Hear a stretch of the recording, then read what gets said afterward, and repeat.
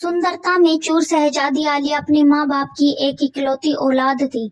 जब वह सवारी के लिए निकलती तो लोग अपने घरों में दुबक जाते, घर के दरवाजे खिड़की बंद कर लेते, दुकानदार अपनी दुकान बंद कर देते, राहगीर रास्ते से चलते हुए कहीं छुप जाते। अगर गलती से कोई राह में रह जाता तो उनके लिए वहीं उल्टे लेटने का सख्त शाही फरमान था। जो बादशाह के इस शाही फरमान के खिलाफ जाता तो उनकी आंखों में तपते गरम सरिये डालने का रूह कपा देने वाला कानून था। एक दिन शहजादी आलिया की सवारी ढेरों सैनिकों के सहित बाजार से गुजर रही थी। तभी बाजार के दूसरे रास्ते से एक बूढ़े राहगीर ने प्रवेश किया। तेजी से आगे बढ़ते शहजादी के काफिले को बूढ़े राहगीर ने अपनी तरफ देखा तो उसके पास इतना समय भी नहीं था कि वह भागकर कहीं छुप जाए। वह एक गरीब बूढ़ा मछुआरा था जिसके सिर पर मछलियों से भरी टोकरी थी। टोकरी को फेंक कर उल्टे मुंह जमीन पर लेटता तो उसकी सारी मछलियां मर जाती। काफिला उसके पास आ पहुंचा। शहजादी के सैनिकों ने उसे गिरफ्तार कर लिया। घमंडी शहजादी ने उसको देखा, अपनी सिपाहियों को आदेश दिया इस दुस्साहसी को कैद कर लिया जाए और शाही फरमान के अनुसार 2 दिन बाद इसकी आंखों में गरम सरिये डाल दिया जाए। इतना सुनकर बूढ़ा मछुआरा थर थर कांपने लगा और बोला, ए शहजादी, ए मलिक, मुझ गरीब मछुआरे की उम्र का लिहाज करते हुए मुझे रहम की बख्शीश दो। पर शहजादी आलिया पर बूढ़े मछुआरे की बातों का कोई असर नहीं हुआ। उसने कहा, इस कमबख्त की आंखें फोड़ दो। इतना कहकर वह अपने काफिले के साथ आगे बढ़ गई। बूढ़ा मछुआरा कांपता हुआ की भीख मांगने लगा। हाथ पैर कांप रहे थे, जिसे उसकी सारी मछलियां जमीन पर बिखर गई। अपनी नम आंखों के साथ वह मछलियां उठाने लगा तो शहजादी के सैनिकों ने धमकाते हुए कहा, क्या कर रहा है बदतमीज बूढ़े, तूने रास्ते को खराब कर दिया। तेरे पास इन सब के लिए समय नहीं है। इतने में एक नवयुवक आया और बूढ़े की मछलियों को इकट्ठा कर उसकी टोकरी में डाल दी। सैनिकों ने गुस्से में नवयुवक को कहा, चल यहाँ से अपना रास्ता। नवयुवक अपने मन ही मन में शहजादी को सबक सिखाने की ठान चुका था और वह वहां से चला गया। शहजादी का खोखला गुरु तोड़ने की ठान चुका नवयुवक जब खोजबीन करने और अंदर जाने का रास्ता देखने गया तो उसने देखा वहां बहुत कड़ा पहरा था। कदम कदम पर शहजादी के सैनिक थे जो उसके महल की पहरेदारी कर रहे थे। वह अच्छी तरह से जांच कर सही मौके के इंतजार के लिए वापस लौट गए। शहजादी अपने महल के चारों ओर इतना सख्त पहरा रखती थी। रात को जब वह सोती तो उसके पलंग के चारों तरफ उसके खास पहरेदार पहरा देते। एक दिन शहजादी के दिल में पता नहीं क्या आया कि वह अकेली सोने को तैयार हो गई। इसी मौके की तलाश में नवयुवक बहुत दिनों से था। आधी रात को वह महल के पहरेदारों को चकमा देते हुए शहजादी के कमरे में आ पहुंचा। देखा शहजादी बहुत गहरी नींद में सो रही थी। पूरे कमरे में से एक से बढ़कर एक शाही चीज रखी हुई थी। तभी उसकी नजर वहां रखे लाल पत्थर पर गई, जिसकी चमक से पूरे कमरे में रोशनी फैली हुई थी। तभी उसने चुपचाप वह पत्थर उठाया और जिस रास्ते से आया था उसी रास्ते से चला गया। शहजादी की नींद खुली तो कमरे में अंधेरा देखा तो वह घबरा गई। घबरा कर शहजादी बिस्तर से खड़ी हो गई और हाथों से टटोलते हुए वह घंटे से बंधी जंजीर तक पहुंच गई और जंजीर खींच दी। घंटे की आवाज सुनकर उसके नौकर चाकर शहजादी के कमरे में उसके पास आ पहुंचे। उधर बादशाह और मल्लिका भी उसके घंटे की आवाज सुनकर उठ खड़े हुए। मल्लिका ने बादशाह से कहा, क्या हो गया मेरी बच्ची को, जल्दी चलो, जल्दी से उसके पास चलो। बादशाह और मल्लिका शहजादी के कमरे में पहुंचे तो उन्होंने देखा शहजादी के पास नौकर खड़े हुए कह रहे थे, मल्लिका, हमने किसी को यहाँ से बाहर जाते हुए नहीं देखा। बादशाह के पूछने पर शहजादी ने बताया कि अब्बा जान, कमरे में रखे हीरालाल को कोई चुरा ले गया। बादशाह ने तुरंत आदेश दिया, जल्दी जाओ, चोर यहीं होगा। पर नवयुवक तो कब का वहां से जा चुका था। सुबह होते ही बादशाह ने पूरी सल्तनत में घोषणा करवा दी, जो भी शहजादी के चोरे हुए हीरालाल को लेकर आएगा या आएगी उसे मुख मांगा इनाम दिया जाएगा। नवयुवक को जब बादशाह की घोषणा का पता चला वह मन ही मन बहुत खुश हुआ। वह अपने अगले कदम के लिए तैयार था। शहजादी के गुरूर को तोड़ने की योजना अब उसके योजना की तरफ जा रही थी। अपनी योजना अनुसार वह बादशाह के सम्मुख पेश हुआ और तख्त के सामने झुककर बादशाह को सलाम किया। बादशाह ने नवयुवक से पूछा, कौन हो तुम? नवयुवक ने बड़ी ही अदब के तहत कहा, बादशाह, मैं शहजादी के चुराए हुए हीरालाल को लेकर आया हूँ। अब आप अपने वादे के मुताबिक मेरी मुंह मांगी शर्त को पूरा करिए। बादशाह हीरो को देख खुश हुआ और कहा, कहो तुम्हें क्या चाहिए। नवयुवक ने कहा, बादशाह मेरी गुजारिश है कि परसों शहजादी कैद किए हुए वृद्ध मछुआरे की आंखें फोड़ने की सजा माफ की जाए और उसे जेल से रिहा किया जाए और उन सिपाहियों की पीठ पर कोड़े लगवाए जाएं जिन्होंने उन्हें गिरफ्तार किया, जिन्होंने मुझे गाली दी। बादशाह ने हैरान होते हुए पूछा, उस बूढ़े मछुआरे के साथ तुम्हारा क्या रिश्ता है। नवयुवक ने कहा, हुजूर आजम, मेरा उसके साथ इंसानियत के अलावा और कोई रिश्ता नहीं। बस उसकी हालत देखते हुए मुझे उसे पर रहम आ गया। वैसे भी उसके देखने भर से शहजादी का क्या बिगड़ गया। नवयुवक ने के मुख से यह बात सुनकर बादशाह अपने गुस्से से तिलमिला उठे। उसने अपने वजीर को आदेश दिया, इस कमबख्त को कारावास में डाल दो और वादे के मुताबिक उस बूढ़े मछुआरे को रिहा कर दिया जाए और उन सैनिकों को 50-50 कोड़े मारे जाएं। नवयुवक ने बादशाह का हुक्म सुन बादशाह से कहा, बादशाह हुजूर, आप मुझे कारावास की सजा क्यों दे रहे हो। तब बादशाह बोला, एक तो तुमने शहजादी के लाल हीरे को चुराया और ऊपर से शहजादी का अपमान किया है। नवयुवक ने बड़े अदब से कहा, हुजूर, हीरा मैं बूढ़े मछुआरे को सजा से बचाने के लिए चुराया था। आप यह ठीक नहीं कर रहे। अगर आपने ऐसा किया तो मैं आपकी जेल से भाग जाऊंगा और मैं आपके सर का ताज चुरा ले जाऊंगा।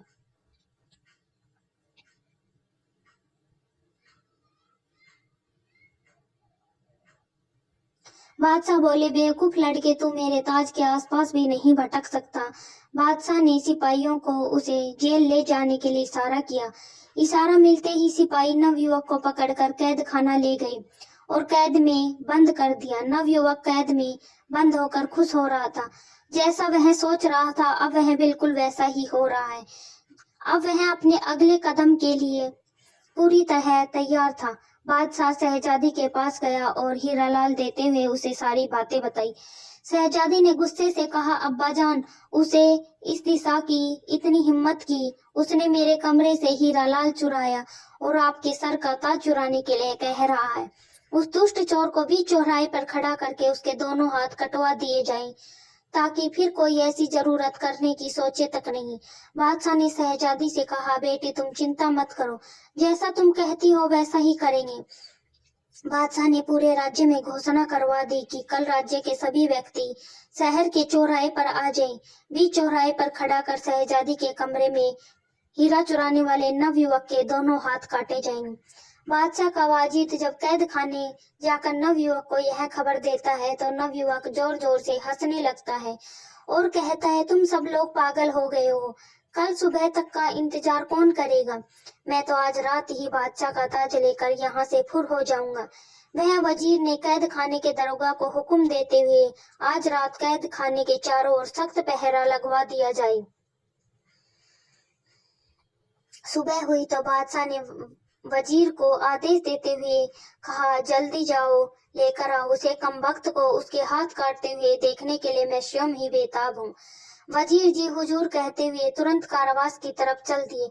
उसने कारावास के दरोगा को कहा, उस नवयुवक को लेकर आओ। दरोगा जब जेल के अंदर जाकर देखा तो वहां उसे सिर्फ हथकड़ियां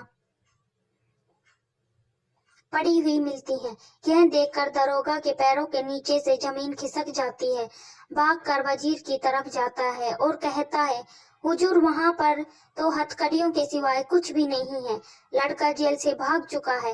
वजीर बोला, बादशाह सलामत, अब तुम्हें नहीं बख्शेंगे। दरोगा बोला, हुजूर साहब, पता नहीं उस लड़के ने कैसे किया, क्योंकि आज रात तो मैं खुद उसकी निगरानी कर रहा था और थोड़ी थोड़ी देर में जाकर चेक कर रहा था। वजीर बोला, मुझे कुछ नहीं पता, बस तुम बादशाह सलामत के पास चलो। दरोगा को लेकर वजीर बादशाह के पास पहुंचा और सारा माजरा बताया तो बादशाह का मुंह पीला पड़ गया, जैसे अचानक ही उसके शरीर से प्राण निकल गए हों। वह आनंद फालन में अपने कक्ष की ओर दौड़ा और देखा तो उसका मुकुट भी गायब था। बादशाह को काटो तो उसमें खून नहीं। शहजादी आलिया अपने पिता के महल में आती है और देखा तो बादशाह उदास बैठा हुआ है और शहजादी ने उनके उदास होने का कारण पूछा। तब बादशाह बोला, क्या फायदा मेरे बादशाह होने का, जब एक मामूली सा चोर लड़का मेरे महल में दाखिल हो जाता है और जो मन करे वह चीज उठा ले जाता है। शहजादी बोली, मुझे तो लगता है सभी नौकर उस कमबख्त से मिले हुए हैं, पर आप उदास मत हो अब्बाजान, एक तरीका है उसे पकड़ने का और अपना ताज वापस पाने का। आप उस बूढ़े राहगीर को फिर से पकड़ लो और पूरे राज्य में घोषणा करवा दे कि उस बूढ़े मछुआरे को पकड़कर उसकी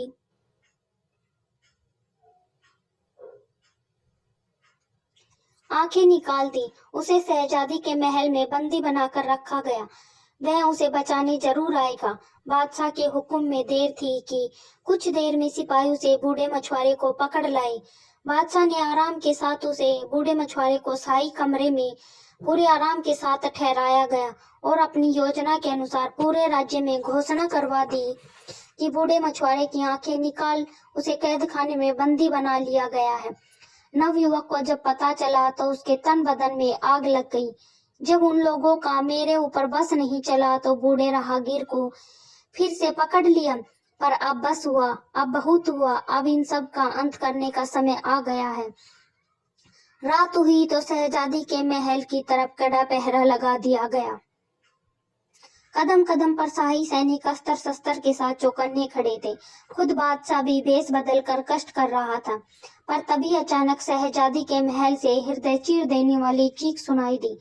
बादशाह तेजी से दौड़ते हुए शहजादी के कमरे में दाखिल हुई और देखा तो शहजादी जमीन पर पड़ी हुई है और उसका शरीर नीला हो गया है। तुरंत शाही वैद्य को बुलाया गया। जब वैद्य ने राजकुमारी को चेक किया तो उसके होश उड़ गए और कांपती हुई आवाज में कहा, माफ करे हुजूर, शहजादी अब इस दुनिया में नहीं रही। किसी जहरीले सांप के काटने से वह मर चुकी है। बादशाह के ऊपर तो जैसे मुसीबत का पहाड़ टूट पड़ा। वह चीख मार मार कर रोने लगा, बेटी तुम मुझे छोड़कर नहीं जा सकती। पूरे महल में चीख पुकार मच गई। तभी वजीर की नजर एक कुर्सी की तरफ गई जिस पर बादशाह का ताज रखा हुआ था। वजीर बोला, माफ करना, यह सही समय नहीं है, पर यह सब किया धरा उस चोर का ही है। वही यहाँ पर किसी जहरीले सांप को छोड़ गया और आपके ताज को रख गया। शहजादी की मौत के गम में बादशाह पूरी रात रोता है। सुबह हुई तो पूरी रीति रिवाज के साथ आलिया को दफनाया गया। शहजादी के गम में पूरे राज्य की आंखें नम थी। हर जगह एक अलग ही सन्नाटा था। घर व सभी दुकानें बंद थी। हर कोई शहजादी के लिए दुआ कर रहा था। अगले दिन बादशाह शहजादी की कब्र पर फूल चढ़ाने गया तो देखा कि शहजादी की कब्र खुदी हुई है और उसमें शहजादी का पार्थिव शरीर कब्र से गायब था। यह देख बादशाह को बड़ा भयानक सदमा लगा। यह देख अपने बेहोश आवाज को वह जमीन पर गिर पड़े। वजीरों ने जब ठंडा पानी से छिड़काव किया तो बादशाह को होश आया, पर बादशाह अभी अपने पूरे होश आवाज में नहीं थे। वह सब की तरफ ऐसे देख रहे थे जैसे वह किसी को जानते ही ना हो। 4 दिन बाद पूरे इलाज के साथ बादशाह को होश आया। बादशाह को इतना गम शहजादी के मरने पर भी नहीं था जितना उनके पार्थिव शरीर के गायब होने पर था। उसने दूसरे राज्य से जासूसों की टीम बुला ली और शहजादी की मैयत का पता लगाने के लिए खोज पर लगा दिया।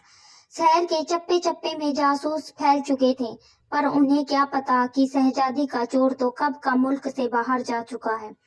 कब्र खोद कर शहजादी का शरीर बाहर निकालने वाला और कोई ही नहीं बल्कि वह नवयुवक ही था जो शहजादी के गुरूर को तोड़कर नष्ट करने की ठान चुका था।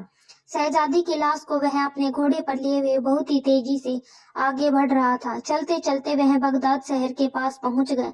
शहजादी की लाश को वह झाड़ियों में छुपाकर एक संदूक ले आया। शहजादी की लाश को संदूक में लेटा वह शहर के अंदर गया और उसने कहा वहां पर एक सराय का कमरा किराए पर लिया।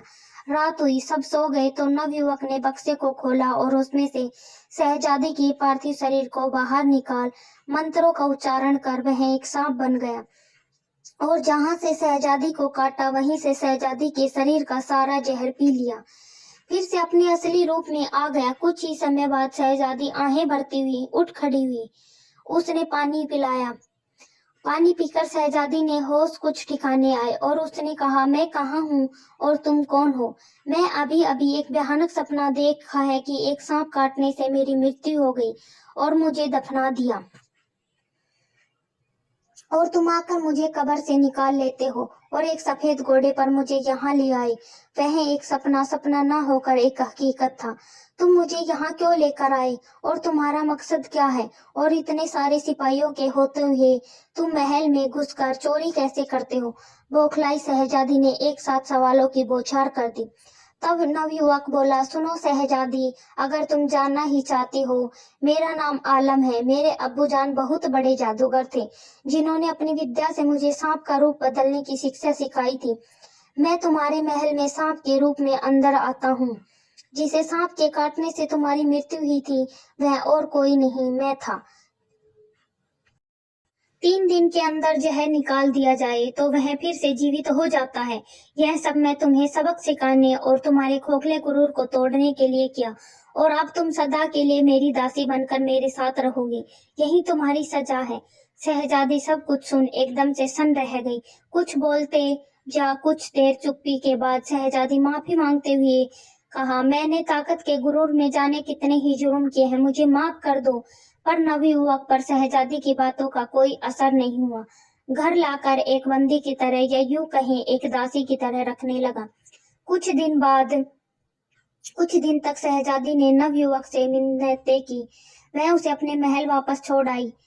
युवक को शहजादी की बातों पर विश्वास नहीं था। उसे लगता था कि यह मेरी कैद से छूटने के लिए यह सब कह रही है। समय बीतता गया। शहजादी अपना पूरा अहंकार त्याग कर एक पत्नी की तरह घर का सारा काम करते हुए उस युवक की हर छोटी से छोटी बात का ख्याल रखती। धीरे धीरे नव युवक को शहजादी से प्यार हो गया। फिर एक दिन ऐसा आया जब उसने सोचा कि क्यों ना शहजादी की एक परीक्षा ली जाए। एक दिन वह शहजादी को अकेले छोड़कर कहीं बाहर चला गया। वह देखना चाहता था शहजादी उसे छोड़कर जाती है या नहीं। उसने पूरा दिन बड़े ही कष्ट के साथ व्यतीत किया। फिर जब वह शाम को लौटा तो देखा कि शहजादी हर रोज की तरह वही काम कर रही है। आज पूरा दिन सोचने समझने के बाद उसने फैसला किया कि शहजादी के साथ उसका कोई भविष्य नहीं है। दोनों के बीच प्रतिष्ठा और रुतबे की बहुत बड़ी दीवार है। वह उसे सही सलामत बादशाह के पास छोड़ आएगा। सुबह हुई तो वह शहजादी को लेकर बादशाह के पास गया।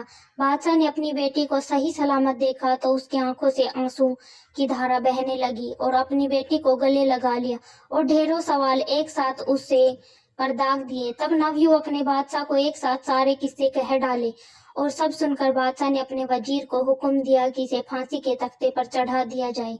तभी शहजादी ने कहा, नहीं अब्बाजान, इसने मेरे अहंकार को नष्ट करने के लिए यह सब किया है और मैं इसे मन ही मन अपना पति मान चुकी हूँ। अगर इसे कुछ हुआ तो मैं भी अपने प्राण त्याग दूंगी। बेटी के मुंह से